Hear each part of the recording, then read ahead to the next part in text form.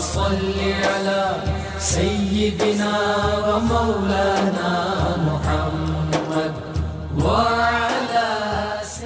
بسم اللہ الرحمن الرحیم۔ السلام علیکم ناظرین و سامعین کرام۔ پروگرام یاد الہی میں روزانہ عظیم ہستیوں کے تذکارے پاک کیے جاتے ہیں اور اس کے ساتھ ساتھ کچھ ایسے موضوعات پر گفتگو ہوتی ہے جن سے آپ کو رہنمائی حاصل ہوتی ہے۔ آج سیدنا غازی عباس علمدار رضی اللہ تعالیٰ عنہ آپ کے تذکارے خیر ہوں گے۔ اس سے پہلے اللہ تعالیٰ کے اسماء الحسنہ خوبصورت پاکیزہ لیے جو شخص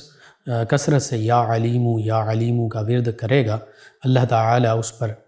علم و معرفت کے دروازے کھول دے گا، کہ اہلیت سے بہرہور ہوگا۔ اللہ تعالیٰ اہلیت عطا فرمائے گا، سمجھداری عطا فرمائے گا، اور ہر کام کا انجام اسے جلد معلوم ہو جایا کرے گا، اور عاقبت اندیشی کی بدولت وہ اکثر برے کاموں سے بچا رہے گا۔ اسے پتہ ہوگا کہ یہ برا کام ہے، اللہ تعالیٰ اس کا سینہ کھول دے گا، تو پھر اس کا انجام بھی اس کے ذہن میں آ جائے گا کہ اس کا انجام یوں ہو سکتا ہے، تو پھر یا یہ ہے اس کا انجام، تو وہ اس سے بچ جائے گا اور اچھے کاموں کی طرف زیادہ راغب ہوگا۔ جن لوگوں کی بری عادات ہیں اس اسم مبارک کو 100 مرتبہ پڑھے گا، اللہ تعالیٰ اسے بھی صاحب علم و ایمان، صاحب کشف و عرفان فرما دیں گے۔ جو شخص اسم مبارکہ کی کثرت اللہ ہمیں بنائے اور مشکلات سے ہماری حفاظت فرمائے، آمین۔ جی ناظرین و سامعین، حضرت سیدنا غازی عباس علمدار رضی اللہ تعالیٰ عنہ والد گرامی سیدنا علی المرتضیٰ کرم اللہ وجہہ الکریم کی طرف سے بھائی ہیں۔ اگرچہ سیدہ فاطمہ الزہرا طیبہ طاہرہ رضی اللہ عنہ ان کی حقیقی اولاد میں سے نہیں ہیں، لیکن سیدنا علی المرتضیٰ کرم اللہ وجہہ الکریم کی یہ حقیقی اولاد میں سے ہیں۔ اہل بیت کرام علیہم الرضوان کے ساتھ ان کا بڑا قریبی تعلق بھی ہے اور وفاداری کا ایک رشتہ بھی ہے، اور یہ سیدنا علی المرتضیٰ کرم اللہ وجہہ الکریم کے چونکہ صاحبزادے ہیں، تو اس حوالے سے یہ علوی بھی ہیں، یہ ہاشمی بھی ہیں، یہ قریشی بھی ہیں۔ تو یوں اس حوالے سے نبی کریم صلی اللہ علیہ وآلہ وسلم کے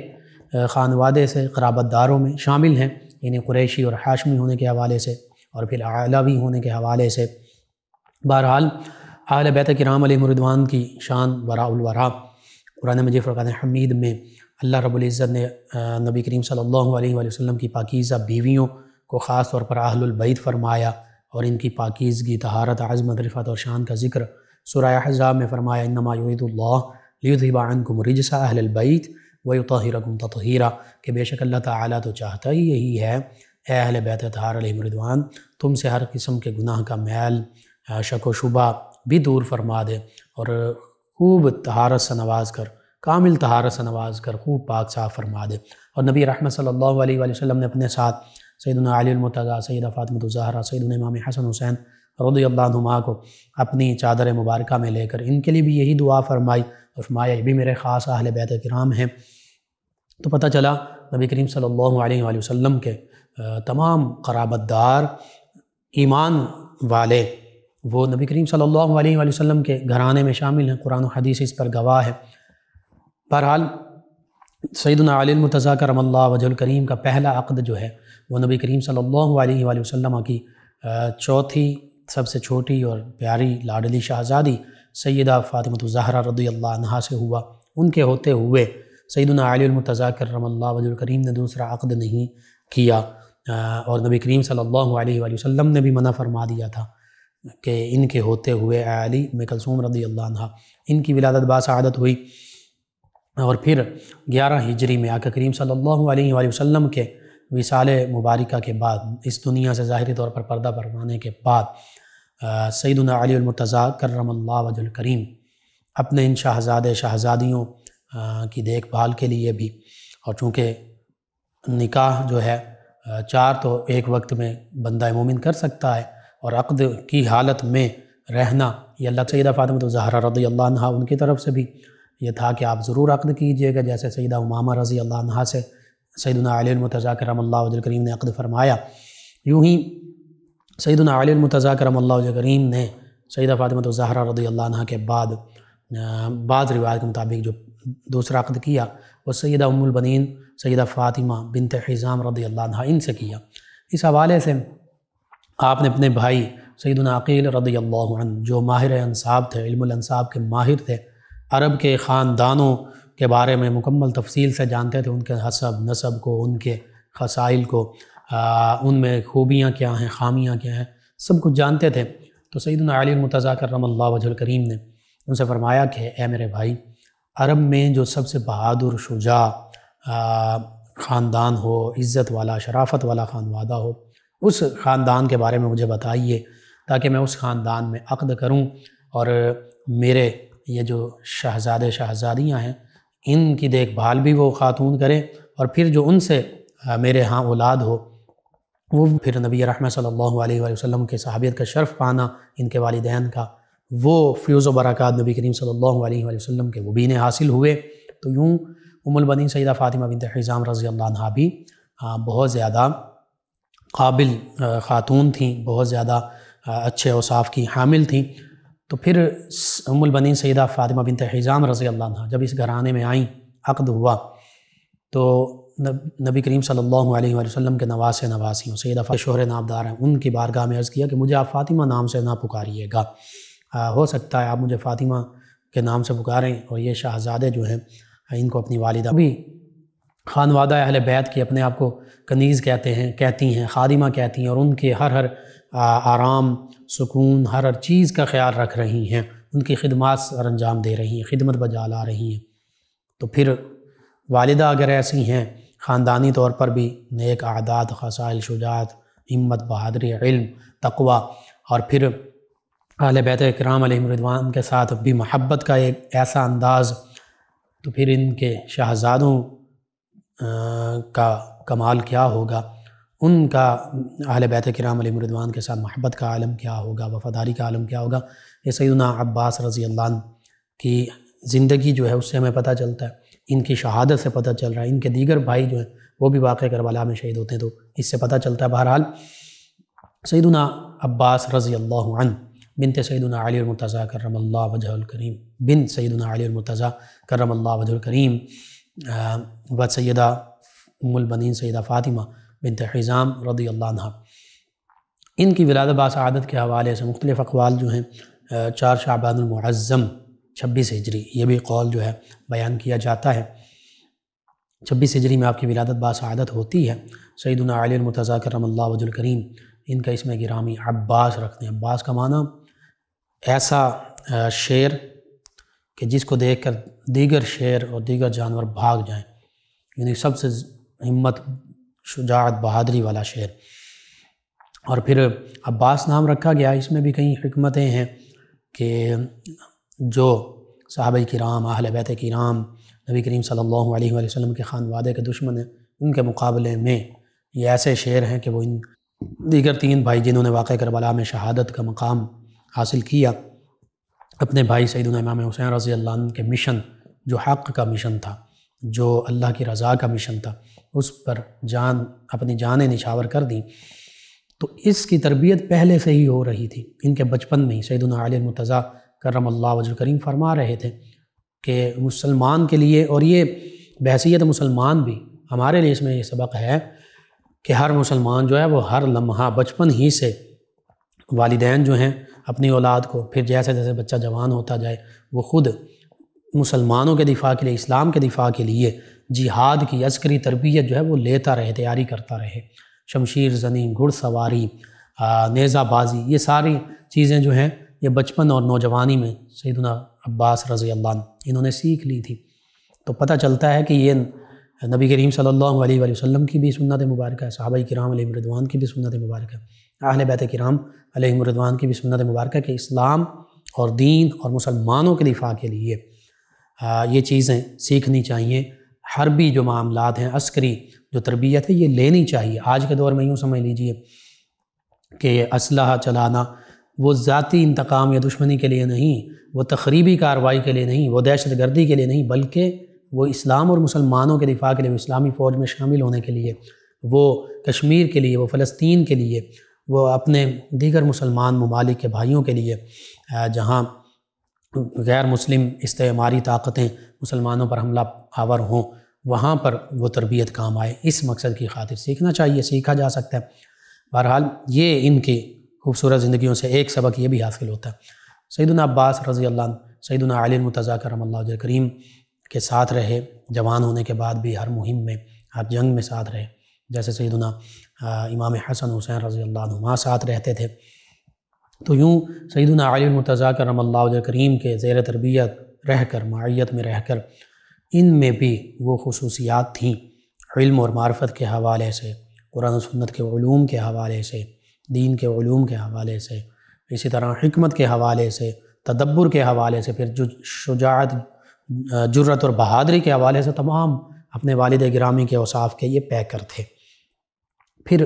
61 ہجری میں واقع کربلا پیش آتا ہے، اگرچہ اس سے پہلے بحیثیت مجاہد ان تمام ہستیوں کے کارہائے نمایاں موجود ہیں۔ 61 ہجری جب یزید بدبخت تخت نشین ہوتا ہے اور وہ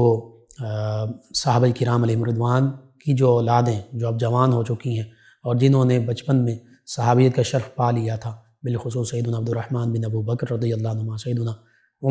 عبداللہ بن عمر رضی اللہ عنہ، سیدنا عبداللہ بن زبیر رضی اللہ عنہ، اور خاص طور پر سیدنا امام حسین رضی اللہ عنہ،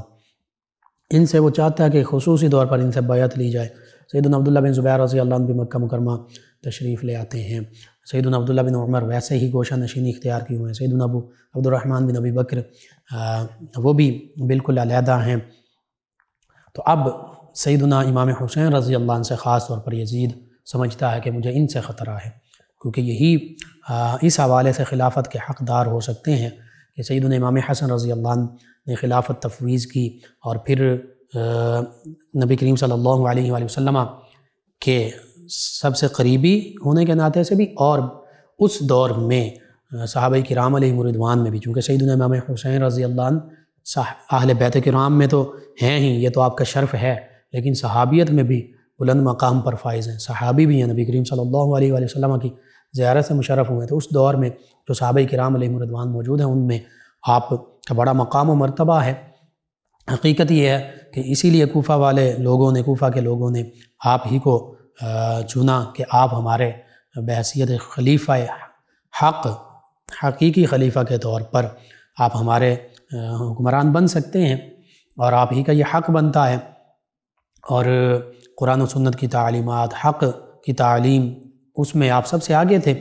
بہرحال سیدنا امام حسین رضی اللہ عنہ جب مدینہ طیبہ سے مکہ المکرمہ، پھر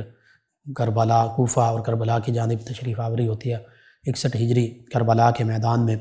یزیدی شقی افواج کے ساتھ سامنا ہوتا ہے اس خانوادے کا، اور جس میں صحابہ کرام علیہم رضوان بھی شامل ہیں، اور عمر رسیدہ صحابہ کرام علیہم رضوان، تابعین اعظام صحابہ کرام علیہم رضوان کی اولادیں بھی شامل ہیں جو نوجوان ہیں، تابعین اعظام ہیں۔ اسی طرح خانوادہ اہل بیت اطہار علیہم رضوان کے 21 نوجوان شامل ہیں، 21 جوان مرد شامل ہیں۔ تو یوں 72 اصحاب جو ہیں، 72 جو ہستیاں ہیں، صحابہ کرام، اہل بیت کرام، تابعین اعظام، ان کی شہادتیں ہوتی ہیں اس واقعہ کربلا میں، میدان کربلا میں۔ وہیں پر سیدنا غازی عباس علمدار رضی اللہ عنہ اور آپ کے تینوں بھائی، وہ بھی اپنی جانیں حق کی خاطر قربان کر دیتے ہیں۔ سیدنا غازی عباس علمدار رضی اللہ عنہ کی قربانی تو ایسی ہے کہ سیدنا امام حسین رضی اللہ عنہ نے ان کو اپنے لشکر کا، اپنی فوج کا علمدار بنایا، یعنی فوج کا جو جھنڈا ہوتا ہے وہ سپہ سالار جس کو بنایا جاتا ہے اس کے سپرد کیا جاتا ہے۔ تو سیدنا امام حسین رضی اللہ عنہ کی فوج کے جھنڈا اٹھانے والے سپہ سالار، ایک معنی میں یوں سمجھ لیجئے، وہ سیدنا عباس رضی اللہ عنہ ہی تھے، اور پھر آپ نے اس ذمہ داری کو بخوبی نبھایا۔ ایک وہ وقت آیا کہ خانوادہ اہل بیت اطہار علیہم رضوان کے بچے بچیاں، ننھے شہزادے شہزادیاں، بالخصوص سیدہ سکینہ رضی اللہ عنہ پیاسے ہیں، اور پیاس کی شدت ہے، دریائے فرات ساتھ بہہ رہا ہے، لیکن وہاں پر پہرے لگے ہوئے ہیں۔ تو بعض روایت میں یہ تفصیل کے ساتھ واقعہ موجود ہے، سیدنا عباس رضی اللہ عنہ پانی لینے کے لیے مشکیزہ لے کر جاتے ہیں کہ دریائے فرات سے بچوں کے لیے پانی لایا جائے۔ سیدنا امام حسین رضی اللہ عنہ بھیجتے ہیں، تو پانی یہ لے لیتے ہیں بڑی ہمت اور بہادری کے ساتھ، مشکیزہ بھرتے ہیں۔ جب واپسی ہوتی ہے تو دشمن اشقیاء کی فوج، بدبختوں کی فوج جو ہے، اس کے سپاہی سامنے آتے ہیں اور وہ تلواروں سے وار کرتے ہیں، ایک بازو کاٹتے ہیں، آپ مشکیزہ دوسرے بازو میں تھام لیتے ہیں، وہ دوسرا بازو کاٹتے ہیں، آپ دانتوں میں دبا لیتے ہیں، پھر آپ پر جب تیر چلائے جاتے ہیں تو ان تیروں سے آپ زخمی ہو جاتے ہیں، حتیٰ کہ بعض روایت میں کہ مشکیزہ پر بھی تیر چلایا جاتا ہے، پانی بہہ جاتا ہے۔ تو یوں غازی عباس علمدار رضی اللہ عنہ اس شدت کی زخمی حالت میں خیام حسینی رضی اللہ عنہ کی جانب بڑھتے ہیں، خیمہ حسینی اور پھر سیدنا امام حسین رضی اللہ عنہ نے تھامتے ہیں، اور یہ ان کی شہادت جو ہے سیدنا امام حسین رضی اللہ عنہ سے پہلے ہو جاتی ہے۔ اس موقع پر سیدنا امام حسین رضی اللہ عنہ ان کی شہادت سے، چونکہ علمدار لشکر حسینی رضی اللہ عنہ بھی یہی ہیں، تو سیدنا امام حسین رضی اللہ عنہ بڑے دکھ کا اظہار کرتے ہیں۔ تو یوں یہ سیدنا عباس رضی اللہ عنہ انہوں نے خود اپنی جان بھی اہل بیت کرام علیہم رضوان کی خاطر قربان کر دی۔ ان کے دیگر جو بھائی ہیں، جو سیدنا امام حسین رضی اللہ عنہ کے بھی بھائی ہیں، لیکن ان ہستیوں کا مقام یہ ہے، محبت کا انداز یہ ہے کہ یہ پوری زندگی سیدنا امام حسین رضی اللہ عنہ کے اپنے آپ کو غلام کہا کرتے تھے، کبھی یہ نہیں کہا کہ ہم آپ کے بھائی ہیں، بلکہ یہی کہتے تھے کہ ہم تو آپ کے غلام ہیں، اور اس غلامی کا حق یوں میدان کربلا میں ظاہر کر دیا۔ سیدنا غازی عباس علمدار رضی اللہ عنہ آپ کے جو دیگر ظاہری و باطنی اوصاف ہیں، ان میں قمر بنی ہاشم آپ کو کہا جاتا ہے۔ اللہ تعالیٰ نے آپ کو اچھے خاصے قد و قامت سے، خوبصورت ظاہری باطنی حسن و جمال سے نوازا، تو بنی ہاشم کے چاند یہ آپ کا لقب پڑ گیا۔ اسی طرح ابو الفضل، فضیلتوں والے، بہت فضیلتیں ہیں نبی کریم صلی اللہ علیہ وآلہ وسلم کہ اس لحاظ سے قرابت داروں میں شامل ہیں کہ قریشی ہیں، ہاشمی ہیں، علوی ہیں۔ اسی طرح علم میں سیدنا علی المرتضیٰ کرم اللہ وجہ کریم سے وافر حصہ پایا، شجاعت اور بہادری میں وافر حصہ پایا، اور پھر ہر موقع پر سیدنا علی المرتضیٰ کرم اللہ وجہ کریم کے ساتھ رہے۔ تو آج آپ کی جب ہم سیرت، اخلاق، کردار، آپ کی قربانیوں کا ذکر کرتے ہیں تو ہمیں پتہ چلتا ہے کہ آپ سے یہ سبق بھی ملتا ہے، نصیحت بھی ملتی ہے کہ اہل بیت کرام علیہم رضوان کے ساتھ جو ہم محبت کا دعویٰ کرتے ہیں، اس میں ہم سچے تب ہو سکتے ہیں کہ اگر ہم پھر اہل بیت کرام علیہم رضوان کی تعلیمات کی پیروی کریں، اور ان کی پیروی کرتے ہوئے ہمیشہ حق کا ساتھ دیں، باطل کے سامنے ڈٹ جائیں اور حق کے ساتھ کھڑے ہو جائیں، چاہے اس میں ہمیں اپنی جان کی قربانی بھی دینا پڑے۔ بڑا مشکل مرحلہ ہے، لیکن کم از کم یہ تو کیا جا سکتا ہے کہ باطل کا جتنی بساط ہے، ہمت ہے، اس کے مطابق باطل کے سامنے ڈٹ جائے اور حق کا ساتھ دیا جائے۔ یہی ان عظیم ہستیوں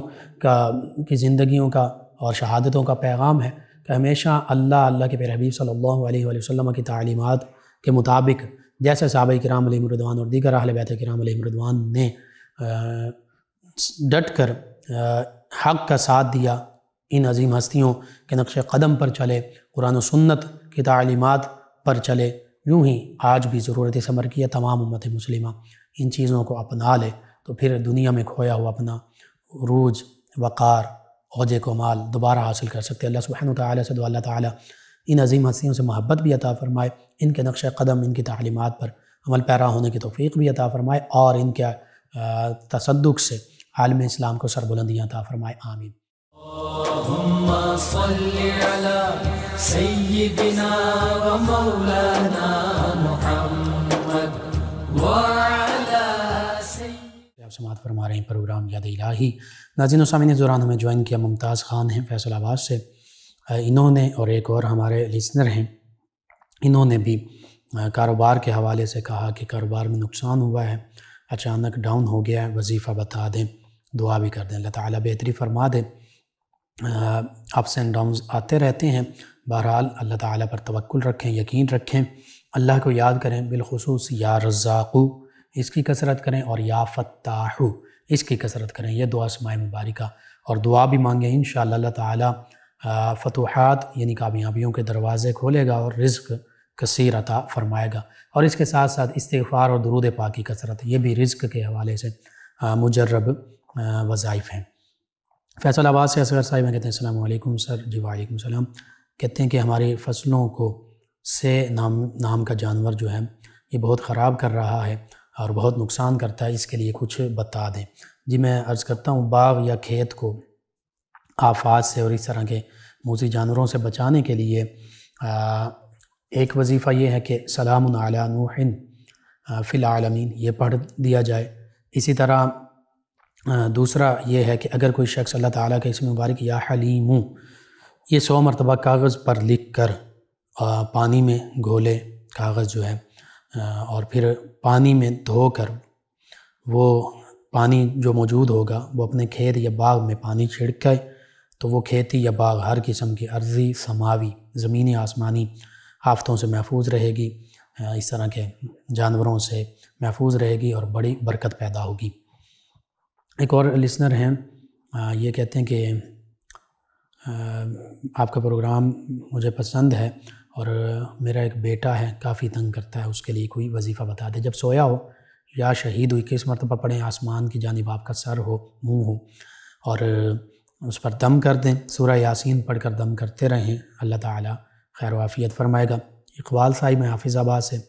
کہتے ہیں تندور پر ایک آدمی کام کرتا ہے اور روٹی جلا دیتا ہے تاکہ ٹکڑے بن جائیں، ٹکڑے بنانے کے لیے ان کے بارے میں بتا دیں کیا کرنا چاہیے۔ میں نے پہلے بھی عرض کیا تھا، آپ نے کہا تھا کہ یہ بزرگ ہیں تو ان کے جن کی یہ بات مان لیتے ہیں پیار محبت سے وہ ان کو سمجھائیں، پیار محبت سے سمجھایا جا سکتا ہے، زبردستی اس میں نہیں کی جا سکتی، اور یہ بتا دیں کہ رزق جو ہے اس کو جان بوجھ کر ضائع نہیں کرنا چاہیے۔ حدیث مبارکہ میں کہ رزق جب ایک دفعہ کسی قوم سے چلا گیا تو پھر دوبارہ نہیں آتا، وہ برکت ختم ہو جاتی ہے۔ غسل کے فرائض پوچھے ہیں کہ ہمارے لسنر نے، جی 3 ہیں۔ پہلا یہ کہ حلق میں پانی لے جانا، غرارہ کرنا، اور حلق کے نیچے والے حصے تک۔ دوسرا یہ ہے ناک کی نرم ہڈی تک پانی پہنچانا، اور تیسرا یہ کہ پورے جسم کو ایک مرتبہ دھونا کہ بال برابر جگہ بھی خشک نہ رہ جائے۔ یہ 3 فرض ہیں، یہ ادا ہو گئے تو فرض پورا ہو گیا، اور ناپاکی کی صورت میں کر رہے تھے تو پاکی حاصل ہو گئی۔ ان کے علاوہ میں جوائن کیا شیبان احمد ہیں فیصل آباد سے، کہتے ہیں السلام علیکم سر، کیا حال ہے؟ جی وعلیکم السلام، الحمدللہ۔ کہتے ہیں پروگرام از ویری نائس، شکریہ۔ کہتے ہیں بھائی آپ مجھے یہ بتائیں کہ سیدنا امام حسین رضی اللہ عنہ اور دیگر صحابہ کرام اور اہل بیت کرام جن کے ولادت باسعادت کے دن ہوتے ہیں تو کیا ان کے نام کے نفل پڑھنا ضروری ہیں اور ان کے لیے ختم دلوایا جا سکتا ہے؟ جی فرض واجب نہیں ہے، لیکن باعث اجر و ثواب ہے، مستحب ہے، پسندیدہ عمل ہے، بالکل ان کے لیے نفل پڑھے جا سکتے ہیں، اصال ثواب ان کی بارگاہ میں ہدیتاً پیش کیے جا سکتے ہیں۔ اسی طرح ان کے لیے قرآن مجید، فرقان حمید، دیگر اذکار پڑھے جا سکتے ہیں۔ یہ باعث سعادت ہے، ان کی بارگاہ میں ہدیتاً پیش کریں اور ان کے وسیلے سے دعا مانگیں، انشاءاللہ اللہ تعالیٰ دعائیں بھی قبول فرمائے گا۔ ایک اور لسنر انہوں نے کہا کام ٹھیک نہیں، وظیفہ بتا دیں۔ یا رزاقو یا فتاحو، یہ درود پاک استغفار کی کثرت اور بالخصوص درود تنجینا 1000 مرتبہ آپ بھی اور ممتاز صاحب بھی پڑھیں۔ لسنر ہیں، انہوں نے کہا احمد نام کا معنی بتا دیں۔ احمد کا معنی ہے اللہ تعالیٰ کی سب سے زیادہ حمد بیان کرنے والا، نبی کریم صلی اللہ علیہ وآلہ وسلم کے اسماء مبارکہ میں سے ایک اسم مبارک۔ ضیاء صاحب ہیں، کہتے ہیں بچوں کا اسلامی نام بتا دیں۔ جی بچوں کے اسلامی نام سن لیں چند ایک، عبداللہ، عبد الرحمن، اسی طرح محمد، احمد، حامد، محمود، اسی طرح ابو بکر، عمر، عثمان، علی، حسن، حسین، عباس، زین العابدین، یہ سارے اسماء مبارکہ بیٹی ہیں تو اس میں خدیجہ، عائشہ، حفصہ، میمونہ، زینب، فاطمہ، یہ چند ایک نام ہیں۔ دیگر بھی جو اہل بیت کرام، صحابیات، صحابہ کرام، ان کے حوالے سے جو نام ہیں، نبی کریم صلی اللہ علیہ وسلم کی نسبت سے جو نام ہیں، اللہ تعالیٰ کے ساتھ جن ناموں سے نسبت ہوتی ہے، یہ سبھی نام رکھے جا سکتے ہیں۔ محمد نواز صاحب میں کہتے ہیں بہت اچھا پروگرام ہے، اور کہتے ہیں کہ میرے دوست کی وائف نے ڈائیورس فائل کی ہے، میرا دوست کورٹ نہیں گیا، کیا ان کو ڈائیورس ہو جائے گی؟ کچھ بتا دیں۔ جی اگر خلع کے لیے ہے تو شوہر کی رضامندی کے بغیر نہیں ہوتا، مال اس کے بدلے میں ہوتا ہے اور شوہر پھر مال لے کر رضامندی ظاہر کرتا ہے۔ فسخ نکاح میں اور معاملہ ہے، لیکن اس میں بھی دیکھا جاتا ہے کہ واقعتاً وہ خاتون جو ہیں ان کا ایسا معاملہ ہے کہ اب بالکل آخری سٹیج نبھا نہیں ہو سکتا۔ اسی طرح کا ایک کویشچن ہمارے ایک اور لسنر بار بار پوچھ رہے تھے لعان کے حوالے سے، میں اس حوالے سے مختصراً عرض کر دیتا ہوں کہ جو شوہر اگر اپنی بیوی پر زنا کا الزام لگا دے یا بچے کے حوالے سے الزام لگا دے کہ یہ بچہ جو ہے یہ میرا نہیں ہے، تو اس حوالے سے اس کے لیے یہ ہوتا ہے کہ وہ 4 مرتبہ پہلے مرد جو ہے وہ اس چیز کی گواہی دیتا ہے کہ میں یہ بولتا ہے، لعان کا طریقہ یہ مرد کے لیے بھی عورت کے لیے، پہلے مرد قاضی جو ہے اس سے کہلوائے گا، اگر مرد نے اپنی عورت پر زنا کی تہمت لگا دی، بہتان لگا دیا، تو پھر لعان کیا جائے گا، جبکہ وہ عورت جو ہے وہ عاقلہ ہو، بالغہ ہو، حرہ ہو، مسلمہ ہو، عفیفہ ہو۔ طریقہ یہ ہے کہ قاضی کے سامنے پہلے شوہر جو ہے وہ قسم کے ساتھ 4 مرتبہ شہادت دے، یعنی کہے کہ میں شہادت دیتا ہوں کہ میں نے جو اس عورت کو زنا کی تہمت لگائی اس میں خدا کی قسم، اللہ کی قسم میں سچا ہوں، اور پھر 5ویں مرتبہ یہ کہے کہ مجھ پر، یعنی وہ اپنے لیے کہے گا، مجھ پر اللہ تعالیٰ کی لعنت اگر اس بات میں کہ اس کو زنا کی تہمت لگاؤں اور جھوٹ بولنے والوں میں سے ہوں، یعنی اگر میں جھوٹا ہوں تو مجھ پر اللہ تعالیٰ کی لعنت، یہ شوہر 5ویں مرتبہ کہے گا۔ اور پھر ہر بار اس عورت، جب یہ کہے گا کہ اس عورت، تو پھر اس عورت کی طرف اشارہ بھی کرے گا اپنی بیوی کی طرف، پھر 4 مرتبہ عورت بھی یوں ہی شہادت دے گی، وہ کہے گی کہ میں شہادت دیتی ہوں کہ اللہ کی قسم، خدا کی قسم، اس نے جو مجھے زنا کی تہمت لگائی ہے اس بات میں یہ جھوٹا ہے، اور 5ویں مرتبہ یوں کہے گی کہ مجھ پر، یعنی عورت اپنے لیے کہے گی، اللہ کا غضب ہو اگر یہ اس بات میں سچا ہو جو مجھے زنا کی تہمت لگائی۔ تو اب اس میں شہادت، لفظ شہادت شرط ہے کہ میں شہادت دیتا ہوں، دیتی ہوں، اور اگر یہ کہا کہ میں خدا کی قسم کھاتا ہوں کہ سچا ہوں، تو ان لفظوں سے لعان جو ہے یہ نہیں ہوگا۔ اب اس میں چند ایک شرطیں بھی ہیں، اسی لیے میں نے اپنے ان بھائی سے کہا تھا کہ آپ مفتی صاحب جو دارالفتاء آپ کے قریبی ہیں وہاں چلے جائیں، ساری تفصیل بیان کر دیں، تو پھر وہ آپ کو مکمل تفصیل کے ساتھ گائیڈ بھی کر دیں گے، سارا معاملہ سمجھا بھی دیں گے، اور اگر فتوے کی شکل میں لکھا ہوا لینا چاہتے ہیں تو لکھا ہوا بھی دے دیں گے۔ بہرحال مختصراً یہ میں نے بیان کر دیا، آپ کا بھی اور چنیوٹ سے غالباً جو دوست تھے ان کو پہلے بھی بتا دیا، پھر دوبارہ تھوڑا تفصیلی بتا دیا۔ ناظرین، ان کے علاوہ ہمیں جوائن کیا حافظہ فاطمہ صاحب فیصل آباد سے، کہتی ہیں السلام علیکم بھائی، کیا حال ہے؟ جی وعلیکم السلام، کہتی ہیں کہ اچھا پروگرام ہے اور اللہ مزید آپ کے علم میں، عمر میں، رزق میں برکت عطا فرمائے، آمین۔ کہتے ہیں کہ سوال یہ کہ عشاء کی نماز کے بعد اگر آدھا گھنٹہ سو کر اٹھ کر نوافل پڑھیں تو کیا وہ تہجد ایک ہی نیت کر کے پڑھے جا سکتے ہیں؟ جس حوالے سے بہتر یہ ہے کہ تہائی رات کے بعد اٹھ کر پڑھے جائیں، زیادہ فضیلت ہے، باعث اجر و ثواب ہے۔ باقی اگر سو کر اٹھے ہیں اور پڑھ لیں تو اس وقت بھی ہو سکتے ہیں۔ ان کے علاوہ ہمیں جوائن کیا، اور صلاۃ اللیل بھی ہو سکتے ہیں۔ صلاۃ اللیل اصل میں تراویح اور تہجد اور انہی نوافل، رات کے جتنے نوافل ہیں انہی سب کو کہا جاتا ہے۔ ایک اور لسنر ہیں، انہوں نے ہمیں جوائن کیا، کہتے ہیں السلام علیکم، کیسے ہیں بھائی؟ جی وعلیکم السلام، الحمدللہ۔ انہوں نے کہا کہ آپ ہی کو خواب آیا کہ ان کے ہسبینڈ کی دوسری شادی ہو گئی ہے، یہ خواب ان کو 2 دفعہ آیا ہے، اس کے بارے میں بتا دیں۔ جی شادی کا ظاہری جو ہے وہ تعبیر خوشی سے کی جاتی ہے، خوشی حاصل ہونا، باقی بحیثیت مرد اسلام اگر سبھی کے وہ حقوق پورے کر سکیں، انصاف کر سکیں تو 4 شادیاں بھی کر سکتے ہیں۔ بہرحال خوشی کے حوالے سے غلام، پورا نام نہیں لکھا، غلام صاحب کہتے ہیں کہ سیدنا امیر معاویہ رضی اللہ عنہ کے فضائل کے بارے میں بیان کریں۔ جی احادیث مبارکہ میں چونکہ صحابی ہیں، قرآن پاک میں صحابہ کرام علیہم رضوان کی شانیں موجود ہیں، وَكُلًّا وَعَدَ اللَّهُ الْحُسْنَى، سب کے ساتھ اللہ تعالیٰ نے بھلائی یعنی جنت کا وعدہ فرمایا ہے۔ نبی کریم صلی اللہ علیہ وآلہ وسلم نے ان کے بارے میں دعا فرمائی کہ ان کو ہادی مہدی اللہ بنا دے، یعنی خود بھی ہدایت والے ہیں اور لوگوں تک بھی رشد و ہدایت کا پیغام پہنچاتے ہیں۔ صحابہ کرام سبھی، اللہ کے پیارے حبیب صلی اللہ علیہ وسلم نے فرمایا کہ میرے تمام صحابہ، ان کے بارے میں فرمایا کہ یہ جس خطہ زمین پر وصال پائیں گے، جب اٹھیں گے تو اپنی قوم کے لیے رہنما بھی ہوں گے، ہادی بھی، رشد و ہدایت کا ذریعہ بھی، اور نور بن کر اٹھیں گے روشنی کے ساتھ۔ تو یہ چند ایک چیزیں ہیں، اور غالباً یہ بھی حدیث مبارکہ میں ان کو اسلام کا پہلا ملوک یہ فرمایا گیا، پہلے اسلام کے بادشاہ، پہلے حکمران، اسلام کے بادشاہ کے طور پر حکمران۔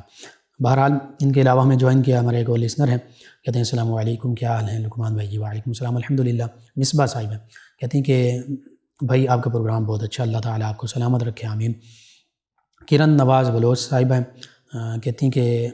میرے بیٹے کی ڈیتھ ہو گئی ہے، دعا کر دیں، اور کہتی ہیں کہ ہم دونوں میاں بیوی بہت ٹینشن میں، کوئی وظیفہ بتا دیں۔ جی اللہ تعالیٰ آپ کو صبر جمیل عطا فرمائے، اور بیٹا اگر تو چھوٹا تھا، نابالغ تھا، تو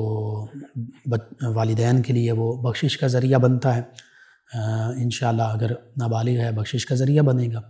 اور بالغ بھی ہے تو اللہ تعالیٰ سے دعا اللہ تعالیٰ اس کی مغفرت فرمائے، درجات بلند فرمائے، آپ کو صبر جمیل عطا فرمائے، اس کا نعم البدل عطا فرمائے، آمین۔ جی ناظرین و سامعین، آپ کا شکریہ، آپ ہمیں جوائن کرتے ہیں۔ ایک اور لسنر ہیں، غالباً انہوں نے کپڑوں کی نجاست، کپڑے پاک کرنے کے حوالے سے پوچھا تھا۔ میں مختصراً عرض کر دیتا ہوں، 3 دفعہ دھو کر ان کو نچوڑ دیں کپڑے کا جو حصہ ہے، اس میں پھر زیادہ تفصیل ہے، شراب یا کون سی چیز نجاست کون سی لگی ہے، کیسے لگی ہے۔ بہرحال مختصراً یہ ہے کہ پاک پانی کے ساتھ 3 مرتبہ دھوئیں گے تو وہ کپڑا جو ہے وہ اس کو پھر نچوڑیں گے صحیح طریقے کے ساتھ، اور پھر وہ کپڑا جو ہے پاک ہو جائے گا۔ مختصراً انشاءاللہ اس پر کبھی تفصیل سے بھی بات کریں گے۔ ناظرین سامعین، آپ کا شکریہ، آپ ہمیں جوائن کرتے ہیں، پروگرام یاد الہی میں شامل ہوتے ہیں، اپنے فیڈ بیک سے ہمیں آگاہ کرتے ہیں، پروگرام یاد الہی کو پسند کرتے ہیں۔